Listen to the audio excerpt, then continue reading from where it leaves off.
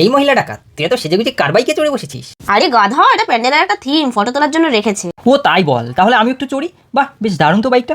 এই আমি এটা বাড়ি নিয়ে যাব। লোকের ঠেঙানি খাওয়ার খুব শখ হয়েছে তাই না? আমাদের পালসার আছে, ওটাতে করেই চলো।